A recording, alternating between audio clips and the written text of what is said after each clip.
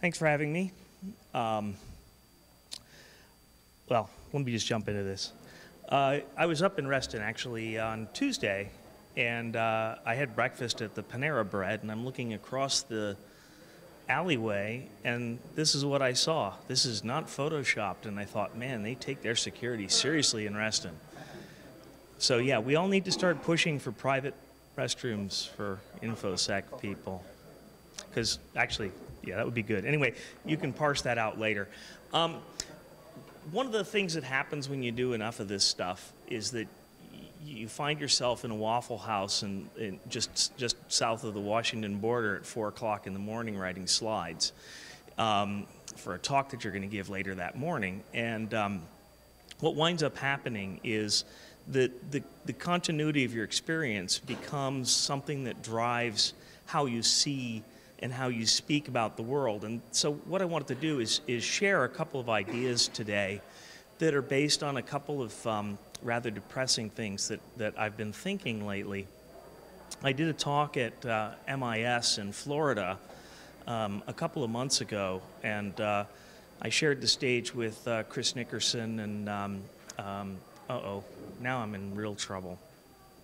I'm drawing a blank on the name. This is old age in action. But anyway, we couldn't keep things bright.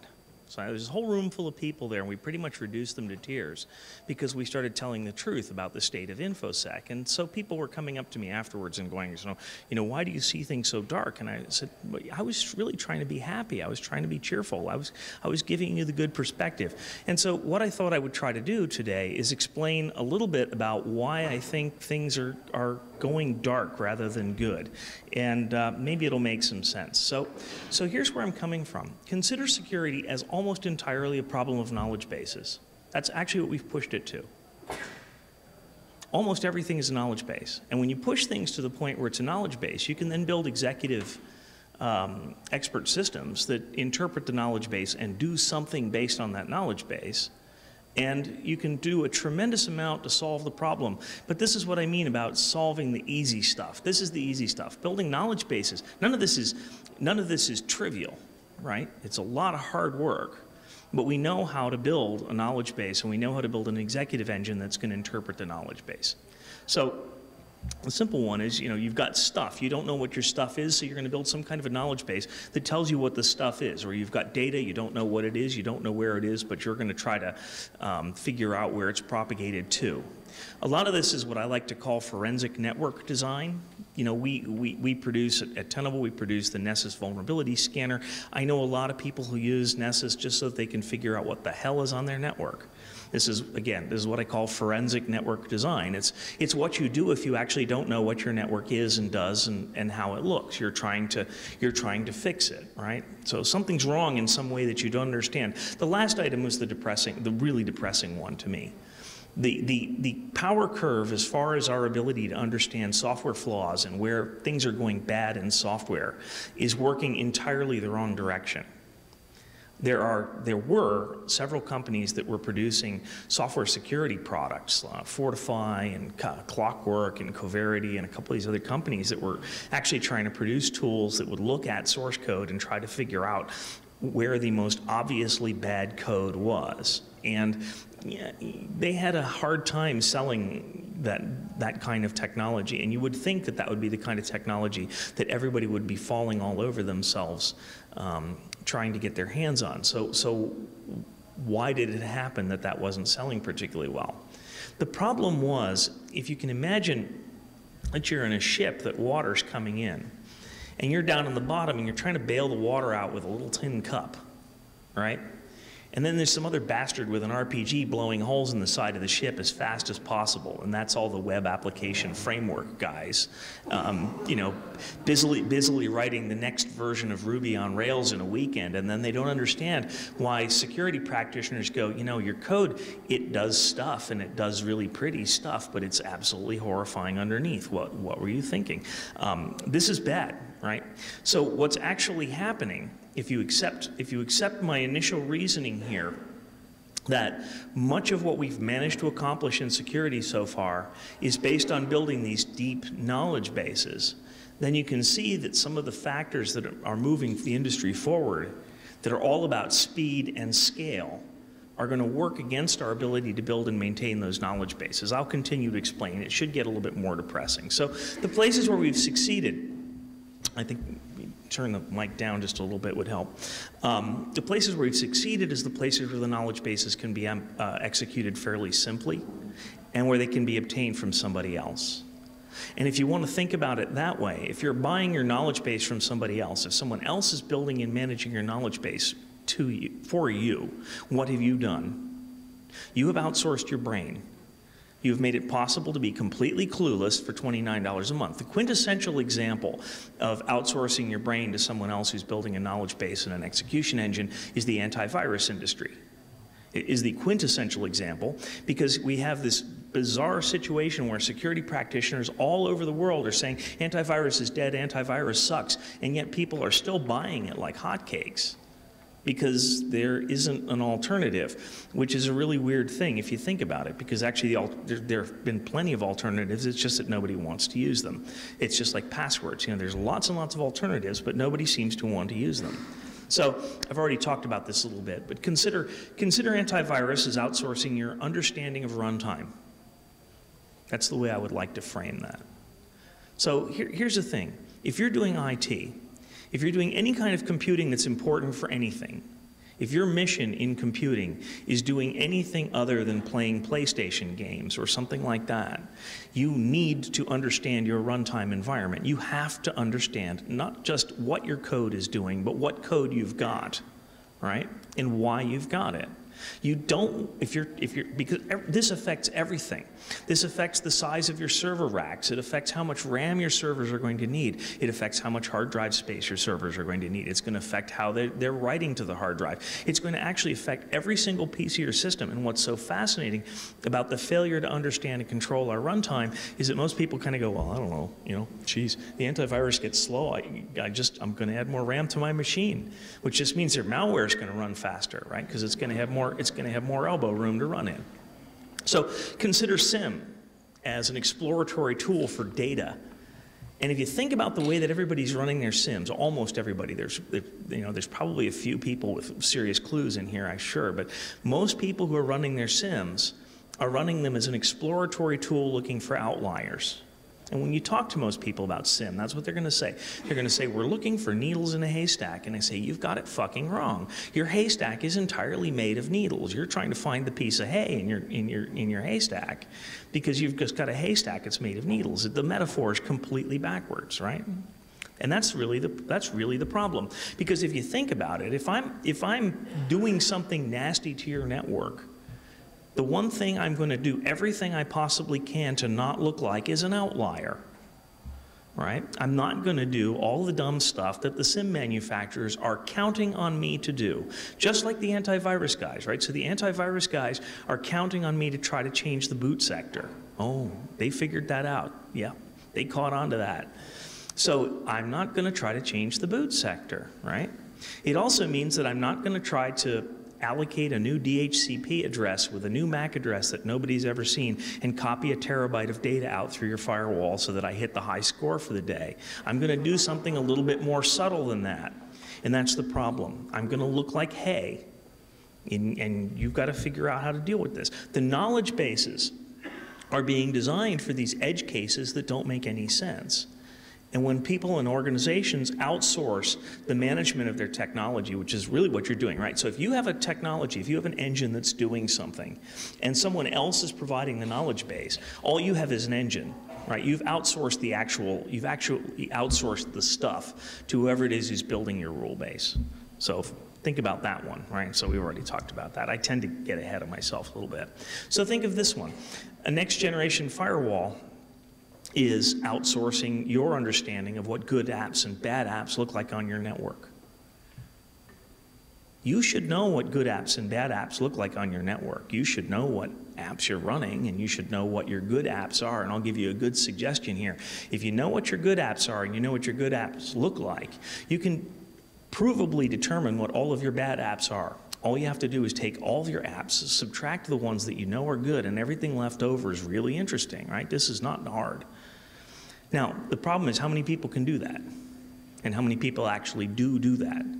Well, that's difficult, right? The reason that that's difficult is because there is no packaged knowledge base that you can buy from somebody else that's going to do that for you. The only way that you can accomplish that kind of level of analysis is to actually understand what your good apps are and what they look like.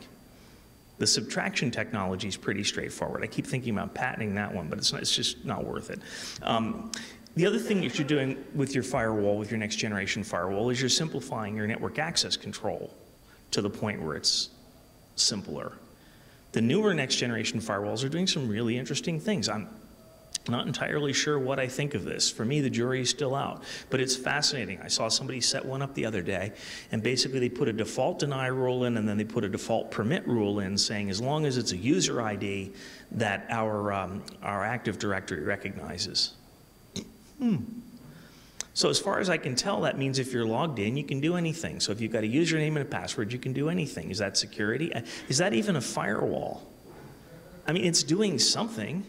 It's kind of like a slow router with system logging. But on the other hand, it is kind of cool because it now means that authentication actually has some meaning on the network, which if you think about, kind of classic firewalls, authentication had no meaning on the network. I mean, I actually built a firewall back in the early days that required you to authenticate every outgoing thing. You can imagine what a market success that was.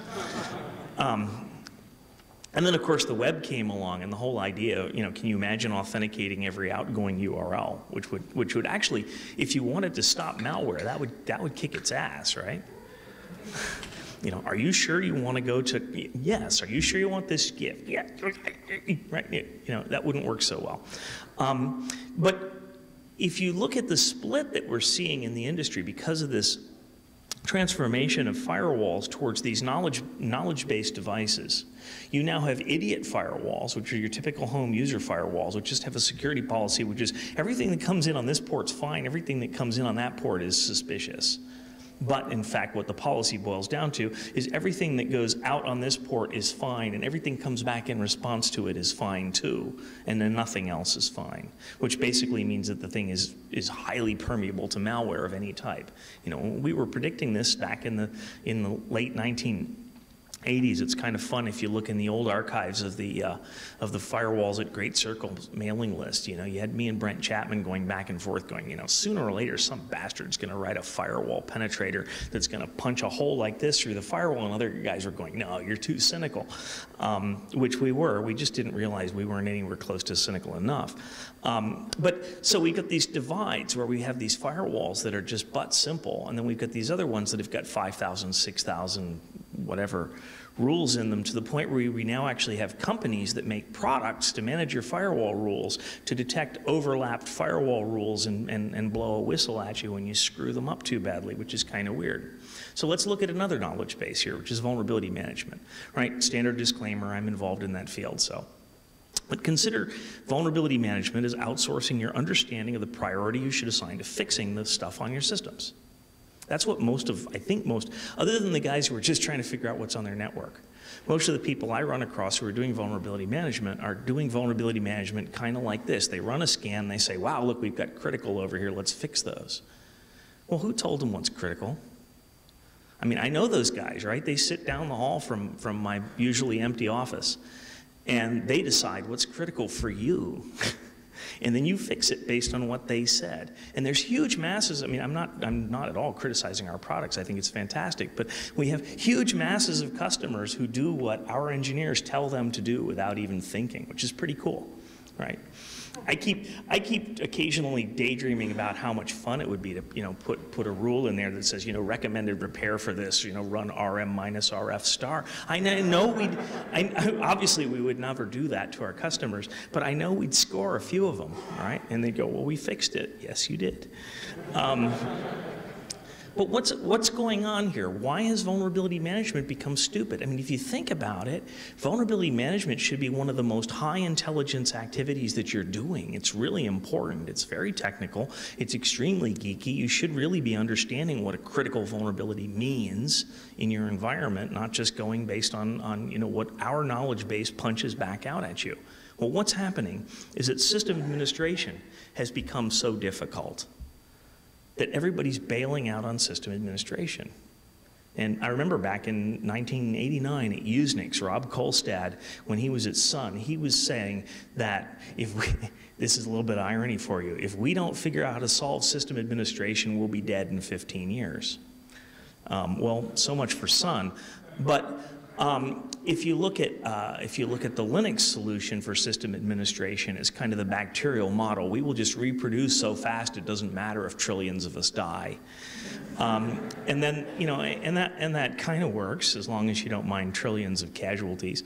But actually solving system administration, you can see there's a split going on in our world right now, where you kind of have what Apple is doing, where they're kind of bringing everything in and telling you it's wonderful, which is one approach, and then the other is the bacterial model that Linux is pursuing, and I don't know what Microsoft is going to do.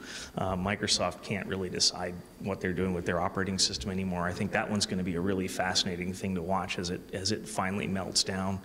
But it's become so difficult to manage systems that I think that what's happened is that computer system administration has become unacceptably expensive.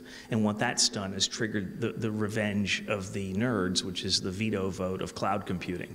The businesses, right? So if you look at computing from the big picture since the 1970s, what happened is when computing first started to become effectively used in businesses, computing prior to its adoption by businesses via IBM, computing was only used for code breaking and designing nuclear weapons, and they didn't really need to do too much for system administration there because they had, you know, all these canned slaves who could do that kind of stuff and infinite amounts of money. But as soon as it became a business problem, it became extremely expensive, and then we had the glasshouse data centers with the mainframes, and the reaction to that was that the folks who were running the mainframes got more and more expensive, and they said, here's what we're going to do. We're going to do chargebacks against the business units. Any of you remember this? I see a few people nodding in the room, right? We're going to charge the business units for the pleasure of using our mainframe, and that way we're going to be infinitely funded. We'll have all the mag tape and TFE we can snort. We're going to just sit down here and play chess all day. That's what I did when I was, just out of school. And I didn't snort the TFE. The headaches are just unbelievable. So what happened is the business units basically said, chargebacks my ass, and they started buying these departmental mini computers, and that's where you got the digitals and the compacts and stuff like that, and that just kept getting pushed down and pushed down. And what was so fascinating, and this is the place where one of the train wrecks is coming. So these guys who were selling these departmental mini computers basically sold them with the premise that anybody can run them. Just give it to the secretary will keep it working, right? And it didn't work, but they were still able to get all of our money, right? And that's how we got this completely bizarre situation that we've got this jumped up program loader with an ugly graphical interface on top of it, and people are running mission critical code on it. They've mistaken it for an operating system. Microsoft has been spending decades trying to actually build an operating system underneath Windows without disturbing its look and feel too much. And they're kind of at the point where they're almost there, just about in time to start going out of business. Oh, you think I'm kidding? 10 years. 10 years and there's going to be water breaking over the decks at Microsoft. Call me if I'm still alive and tell me I'm wrong. That's one of the other things that sort of sucks about aging, is you get to the point where you can start to say, I can make predictions about the future and I can go 20 years out and maybe nobody's ever going to be able to call me on it. And that's why you get, one of the other things you'll notice is that pundits, as they get older and older, their claims become more and more ridiculous. So you get guys like Ray Kurzweil and Noam Chomsky and all these guys who come up with these completely bizarre things. It's because they know they're not going to be around for another 20 years. But anyway, so that was the easy stuff. Building these knowledge bases and these engines to do all of this kind of stuff is not trivial. It's far from it. It's very difficult. That's why we've got entire businesses that do nothing but maintain a knowledge base for something, right? And you hear these stories that I just find them absolutely amazing. You know, you talk to Kaspersky and he says that they're handling 20,000 signatures a day or something like that. And you go, what do? You know, employ an entire, you know, do you employ an entire province in China to write these signatures, or how do you do this? And they, no, we just automate it. So what's happening here in the dealing with these scale of problems world is that we've automated doing really stupid stuff so that we can do it very well. Right? Which is kind of cool. They're tractable problems. That's why we can automate them. Okay? Now let's get depressing. The big problems are the ones that can't be automated. And those are the freight train that's bearing down on us. And all of your bosses and my bosses and all the executives out there fundamentally do not understand the dynamic of that freight train. So I'm going to explain it to you and you can try to explain it to them. Right? So if you accept all the things that I've been saying so far as even being remotely true, what I'm saying is that there's this ongoing trend of just dumbing security down. You're dumbing security down to the point where what you can do is have a computable knowledge base and an engine that can drive the knowledge base, and that's it. That is our only response to this exponentially increasing stuff that's happening every place else in IT. I used to build networks. I can't even understand what they do anymore. The stuff is much too complicated. I was mentioning earlier, I had an extremely funny experience the other day. I used to build firewalls. I used to code firewalls. And the other day I was trying to do something with a Palo Alto and I couldn't figure out how the damn thing worked. So I called up a friend of mine who's got a guy who's been through all the Palo Alto training. And I said, Ron, you got to help me. Have you got somebody who's really good with these things? He said, yeah, I'll put you on the phone. He put me on the phone. It's like, okay, I want you to talk to this guy, help him out. His name's Marcus Ranum. Guys, I just heard this giggling over the phone. And I was like, oh, I am so owned. Can you tell me how to put this thing into debug mode? The guy's like, yeah, sure, Dad. But so what's happening is we've got all this complexity that's building up, and all that we're responding to it with is fairly simple programmed engines and fairly simple knowledge bases. And it's not that that's going to break down. It's just those knowledge bases are going to get incredibly complicated, and sooner or later, we're going to start seeing knowledge base managers because the knowledge bases aren't something that we can take care of. You know, and I suppose that CF Engine is sort of on its way to becoming a manager of knowledge bases as well. So dumbing down isn't really the right word. What we're doing is we're leveraging them more and more, but the more we leverage these externally provided knowledge bases, the less we understand our local terrain. So I guarantee you, if your vulnerability management process is based on doing what Nessus tells you, you actually are giving up your personal comprehension for vulnerability management, or of vulnerabilities in your network. You're substituting ours, which is fine. We promise we won't screw you, you know. We will try really hard to make sure we do the best job that we possibly can, but it's, you know, you're giving up something that you maybe shouldn't give up. Okay, so here's some cheerful thoughts. Cloud computing is an acknowledgement that we can't do cost-effective system administration, right? So computing got sold to the businesses went, what the fuck? You want me to hire 12 system administrators to keep this thing going? Microsoft said Windows was great. Microsoft said it was business class, it's okay. Well, we could switch to the Linux. Oh no, we can't switch to the Linux stuff. We'll have to hire 20 system administrators for the Linux stuff. So what the hell are we gonna do? I know. Here's this guy who says he'll run it for us on the other side of a network, and all we have to do is send them a small amount of money, and they've got all the system administrators. This is great if you're a really good system administrator, right? Because it means you're going to be working for one of those companies, and you're going to get paid pretty damn well. Because what you're doing is you're essentially amortizing the cost of the system administrator across multiple customers, and that's how the savings are being done for cloud computing. And then the other thing you're doing is you're cutting corners. Any of you who've been good system administrators, you know how this is done, right? Again, this is, you know, back to Rob Kolstad. Anything you do more than once a day, you write a script that does it for you automatically. So after you've been at the job, if you're a good system administrator, after you've been at the job for more than a week, you actually don't do anything except read Usenet News anymore. Because the computers should run themselves, and all you do is look for variations. This is totally legitimate. This is how good system administrators work, because what you've done when you write those scripts is you have essentially encoded your own knowledge base about how things are supposed to work for your systems in your context. Someone else cannot do that for you, right? When you leave and go to another job, someone else will have to do that all over again because they will have to reacquire that knowledge base. So this is all part of the natural things. Oh yeah, one more point on that I think I'll just skip by, but mobile devices is another way that the business units are just throwing their hands up in despair. They're going, I can't even manage a Windows laptop. Forget it. Let's give the sales guys an iPad. And the guy, yeah, I heard giggles, right? That's kind of how I feel.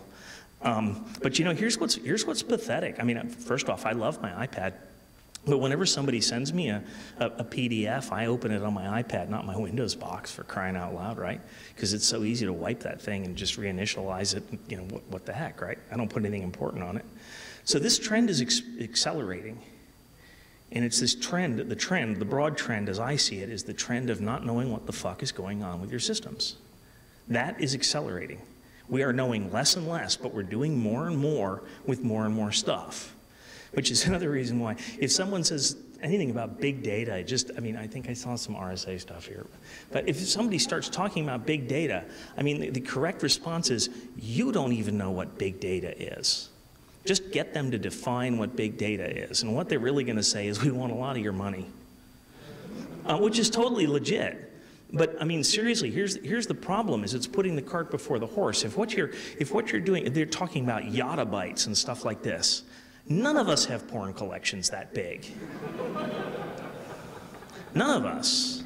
In fact, you could put it all in like one subdirectory on a yottabyte and lose it because it's a rounding error. Okay, so I have to tell this story. So this is a true story. San Diego Supercomputer Center has one of the first petabyte storage arrays, and Abe Singer used to work out there. And so one summer, as a summer research project, I just hung out with Abe, and we started messing around with the data store because we just thought it'd be kind of interesting. And we started asking questions, just random weird questions. Some of this was inspired by tequila. And one of the questions that we asked was, how long does it take to do an LS minus LR on a petabyte storage array? And the answer is pretty long time. It's not too long because it's really just pulling it out of a database, right? So you're just basically doing a big select, but it's still a really big select. And then we asked the important question, which I'll never forget, which is, how long does it take for me to actually understand what's on that petabyte storage array?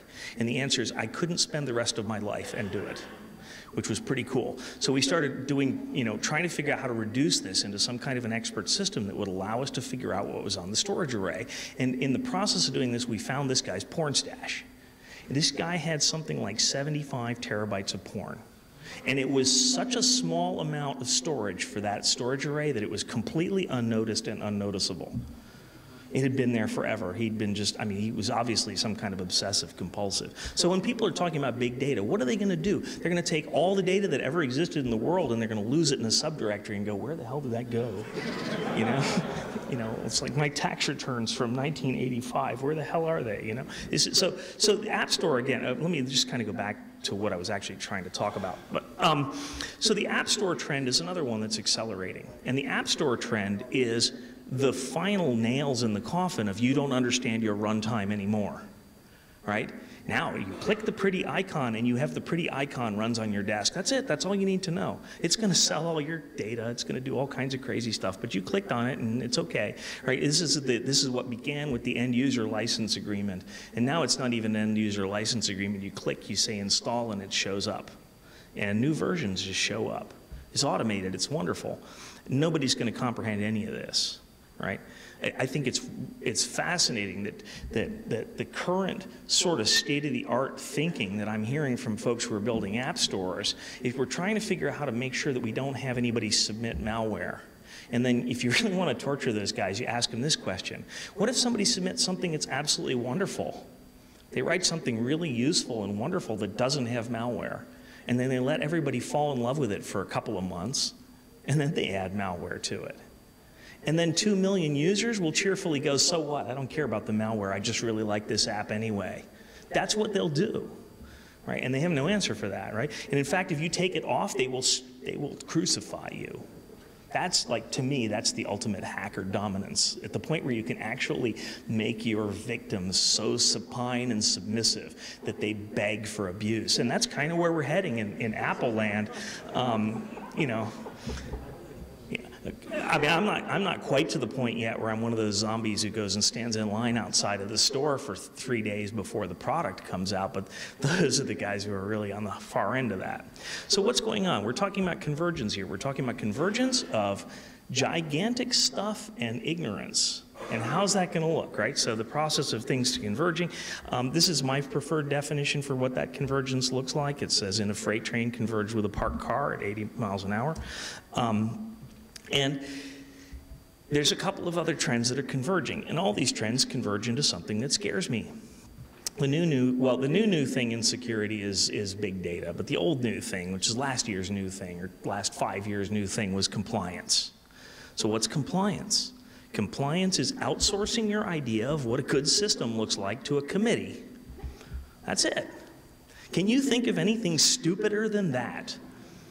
Okay, so you're going to take a bunch of dweebs who, sorry, you're going to take a bunch of hardworking civil servants who work for NIST or NSA or PCI or whatever, who paid a bunch of consultants who work as pen testers to write standards for how your system should be configured, and then they're going to hold your feet to the fire to make sure you adhere to those standards. That's going to work great. And you can see it's going to work great. It's already working great if you're a pen tester. So the last piece of convergence is this one, right? So the financial crash. We're not going to have as much money as we had. And that's just going to be true. So the pressure, inevitable pressure from management is going to be on us security people to do more with less. And if you're following me so far, if you think I'm not completely crazy so far, we're already not doing very much. We're already outsourcing all of our clues. We've got a bunch of engines, we've got a bunch of expert knowledge bases running that we don't understand. And now we're going to be asked to do more with less. That's going to really hurt, right? So what are we going to do? We're going to continue to amortize those things out. We're going to continue to amortize smaller and smaller numbers of system administration. The get more done with less is going to result in essentially anything that can be retailized and outsourced, getting retailized and outsourced. Your hard drives, they're going to go away. I mean, you know, I don't know about you guys, but I know how to manage hard drive arrays. You know, I'm almost 50, but I can still do that. It's not really hard. And I get shocked when I run into people who say things with a straight face. I run into executives who say things like, you know, IT is not our business. We're not into having people who know how to manage storage arrays. And I'm going, but you already have people who know how to manage storage arrays. All you have to do is not lose them and just keep them managing your storage arrays, and you'll have storage, and you don't need to outsource it all to someplace where you have no idea what's going to happen. And they go, yeah, well, we let that guy go last month, right? So amortizing experts is the only way to keep costs down. And what that, again, results to is you're outsourcing your clues to somebody else, and they're going to sell you your own clues back to you for gigantic amounts of money, right? So when you amortize the clues, when you crush them down, you've democratized everything. Everything becomes baseline normal, because that's what the outsourcers have to do. Cloud computing is basically system administration baseline normal. It's a basic system administration thing. You're never going to get system administration like the guys at eBay have got, right? And the reason is because eBay has all those guys. You can't afford them anymore, right? eBay essentially has outsourced, you know, they are now your search outsourcer because they have paid that cost. That's going to be the trend that's going to continue to go, that's going to go with every place. And that's the place where the train wreck starts to happen, right? So I have weird times in my life occasionally. This one happened to me last summer. I was speaking at a conference. I got a call in the evening. I'm sound asleep. My phone rings. A friend of mine calls me at 3 a.m. He says, we've got this horrible problem. We're getting owned by a Romanian hacking gang. We've got 1,500 websites that we manage. Our network guys didn't feel that we needed any of those firewall things to slow the traffic down. They're into our storage area network. Everything is just horrible. What the hell do we do?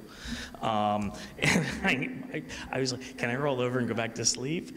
Was my first response. But I mean, because you know, I get these kinds of things, right? And so these kinds of attacks, when you're dealing with these kinds of things, you've got these high intellectual costs. What I mean by that is you cannot deal with these kinds of problems using stupid people. You just can't.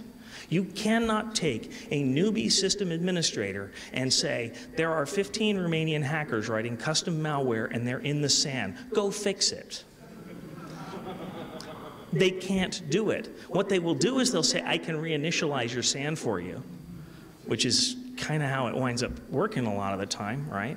And this is a prevailing trend in the industry right now. What is the most popular way of dealing with malware in the industry?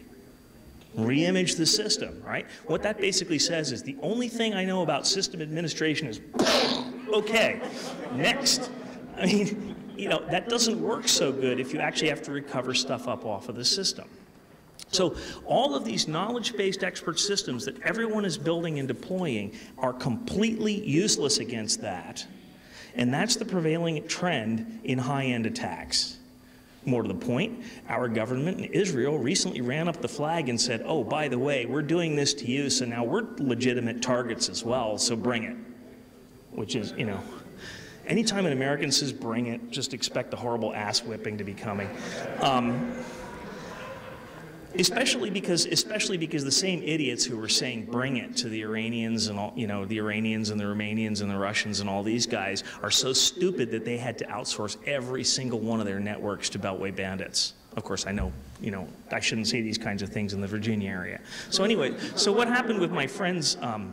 What happened with my friend's situation was because I was bored, I didn't have anything else going on, I got involved in it, and there was a tremendous amount of stuff at stake, and it was great, because it's basically, let's just pull together a scratch team. So it was like, called up Tom Liston, hey Tom, what are you doing? Call up Mike Poor, Mike, all the sushi you can eat, and money, okay, I'm on a plane. You know, see, so we basically pulled together a whole bunch of brilliant people, and I sat back and drank Rockstar and watched it all work, you know, which is cool, you know. So we were sitting there, able to call, like, you know, Joel Yance, you know, who, by the way, is the CSO at Advanced Auto Parts. I mean, so this is the CSO for a Fortune 500 company, and his idea of fun is to be up at 3 o'clock in the morning, decompiling malware with a gun to his head so that he can tell me what it's doing. And he's like, I love this.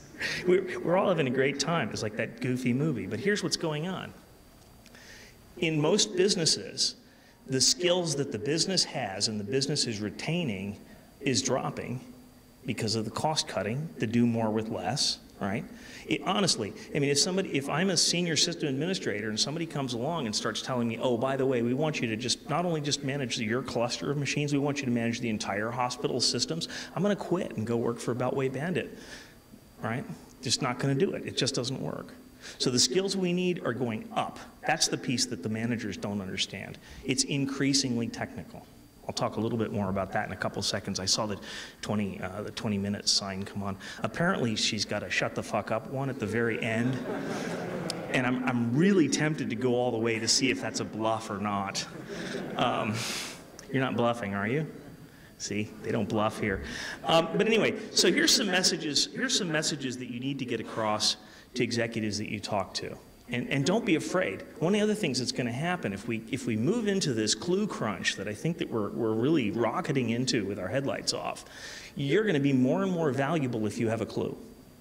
If you don't have a clue, you're road meat. But if you have a clue, you'll be able to talk back to CEOs and CTOs. You'll be able to say really effed up things to them, and they won't be able to do anything about it, right? I mean, I've had a lot of fun with some of those in my day, you know. Oh, and by the way, when someone says IT is not one of our core competencies, we're going to outsource that, look them in the eye and say, you know, here's the thing. If you look at what's been happening in the world lately, all the companies for whom IT is not a core competency, they're going out of business. The companies that understand IT, they're buying the companies that don't understand IT. So if IT is not one of your core competencies, you've just told me you're stupid. Have a nice day. Of course, you know, I don't work for them, so I can do stuff like that. So here's some messages. You are going to need a malware response team. I love telling senior executives this. They go, what? Yeah, you're going to have to hire people.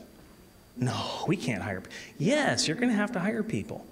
Because it's much cheaper, vastly much cheaper, to have people in-house who understand your network, who've grown up on it and who've worked on it and understood it, mapped it, know where everything is and everything like that, than to have to fly Mike Poor and me and whole team full of extremely expensive consultants in, eating sushi and drinking Rockstar and laughing at your expense for a couple of weeks, right? You can spend $500,000 pretty quickly that way, or you can have 2 or 3 really smart kids out of school. So one of the things I tell executives when I talk about this is you don't have to have CS majors, you have to have generalists, you have to have people who are capable of thinking across boundaries, you have to have people who hire English majors, hire poetry majors, hire philosophers. You want to see scary anti-hacking technique, hire someone who is a trained statistician. If you can get them out of biomed, right? If they're not good enough to work for Amgen, if you can hire a statistician and you start showing them the security problems, they're going to look at you and go, "This is bothering you?" I mean, seriously, I had the experience a couple of years ago of talking to one of the senior researchers at Amgen about searching for stuff in log data, and I'm like, "Well, billions of lines of logs and everything." I said, "Do you know how many codons there are in a human genome? We match whole segments of that instantly, and you're having trouble finding log messages? What kind of idiots are you?" And so, well, I'm kind of the idiotic kind. So how do you do this? And he said, "You wouldn't understand." Oh, great, thanks. I mean, that hurts, right? Anyway, next message. You are going to need to be doing monitoring analysis that is way above the state of what most of you are doing right now, period. If you want to catch these advanced attacks, and if you don't think you're subject to advanced attacks, you're wrong. You're subject to advanced attacks. But if you want to be able to survive these advanced attacks, the only way you're going to detect them is not doing the usual stuff. If all you're doing is looking for hay in haystacks, you're not going to find it. Excuse me, needles in haystacks, you're not going to find it. You need to be able to start figuring out how do you sort good hay from bad hay in a haystack at millions of records per second. Third, the trend line of do more with less is not going to work. It's going to break really hard when you have your first targeted attack. I have seen this many times. I've been pretty fortunate that the only time, I mean, I only get called in on the really fun ones because, you got to beg pretty hard to get me to break my vacation plans. But I was talking to a guy at a conference the other day who works for a major hospital, and he's saying, we're owned, we're having a horrible time. We've been trying to get Mandiant in, we're trying to get a bunch of different consultants, everybody's too expensive, management won't pay for it. And I said, wow, that's tough, what are you gonna do? He said, we don't have any skills, we're just gonna bury this entire thing. Oh, okay. I'm gonna call him back in a year and ask him how it worked for him. I mean, how do you bury something like that? But that's what his management's basically saying. We're just going to kind of go, that didn't happen, right? We're going to shoot a couple of machines. We're going to say we re-imaged a few machines and we handled the outbreak. Yeah, that's really good. No, when you're trying to handle an outbreak like that, if you don't have net flow data, you're screwed, right? If you don't have complete horizontal propagation information, you're screwed. If you don't have complete egress information, you're screwed. If you don't have every URL, every DNS request, every DNS failure, every ARP failure, every MAC address, every DHCP lookup, you're screwed. Oh, wow, that's a lot of stuff to collect. Oh, that's just the beginning. That's the basics that you should be collecting right now. And if you're not doing that, you're going to get screwed. They love to hear this. And they start going, this is going to be expensive. Oh yes, this is going to be expensive. It's a question of whether you want to spend a couple $100,000 or $500,000 now, or whether you want to spend several $1,000,000 later. It's up to you. I really don't care. Because honestly, when you screw up, I'll be working for somebody smart. You're going to have to do full system cost modeling. This is another one for the executives. What do I mean by full system cost modeling? You need to oppose the money that you think you're going to save by doing something stupid against the inevitable cost of failure when that stupid thing blows up in your face. I live in Pennsylvania, which is a state where they think it's a good idea to ride motorcycles without helmets, right? You can save $125 on a helmet, and you can lose half of your brain if you want. The costs are disproportional. But you look at this and you go, I'm saving $125, and that's why we've got so many kidney donors and liver donors in Pennsylvania. And this is what's happening with these executives that are saving money, right? They're basically making the kidney donor's choice. So I think I've got a couple little upbeat conclusions for you. My thesis, IT has done a very good job of avoiding actually tackling the hard problems being actually understanding what's on your network, understanding your runtime, understanding what your computers do, Oh, I have one more story I have to tell you. Here's a great question. Ask somebody, what do people do with computers on your network? And they'll look at you like, what? You know, well, so, okay, Bob in engineering, you hired him as an engineer. Can't you reason that maybe he's doing engineering stuff? And then they start to go, huh? So can't you tell me what the computation profile of an engineer is for your organization? I don't know. How can you possibly hire someone to do engineering without knowing what engineering is, right? How can you give that person a desktop computer with engineering tools and not understand what engineering is? But if you understand what engineering is, then it's pretty easy to come up with a computable paradigm where you can say, if Bob the engineer is doing something that doesn't look like engineering, tell me. All right? Again, know what's good, subtract what's good from what you see, and you've got a pretty good idea that anything left over is interesting. So this targeted attacks and custom malware are going to completely break this paradigm. I think we're really just at the beginning of this. It's very unfortunate. I was kind of hoping it wasn't going to go there, but the bad guys keep leveling up. You know, they're leveling up and we're not. Here's the other thing that really makes me nervous. I mean, and unfortunately with Stuxnet and all that, you know, we're about to see an arms race in cyberspace, which is kind of a depressing thing. But look at this. I mean, the B team guys from the cybercrime squad are kicking our asses. Imagine what it's going to be like if professionals start getting involved. That's going to be extremely ugly. And of course, you hear all this stuff about professionals being involved already and that kind of thing. But you know, you want to be a little bit skeptical about that. What are the counter paradigms for dealing with the professionals? What is business going to do about that? With what we've got out there, what are we going to do? The alternatives appear to be armies of consultants, right? And that seems to be a strategy that some customers, you know, some clients that I know are doing. They just go, well, if we get really screwed, we're just going to, you know, we're going to do like the CIA. We're going to parachute guys with bags of money into Mandiant's headquarters and say, please help. And they will, right?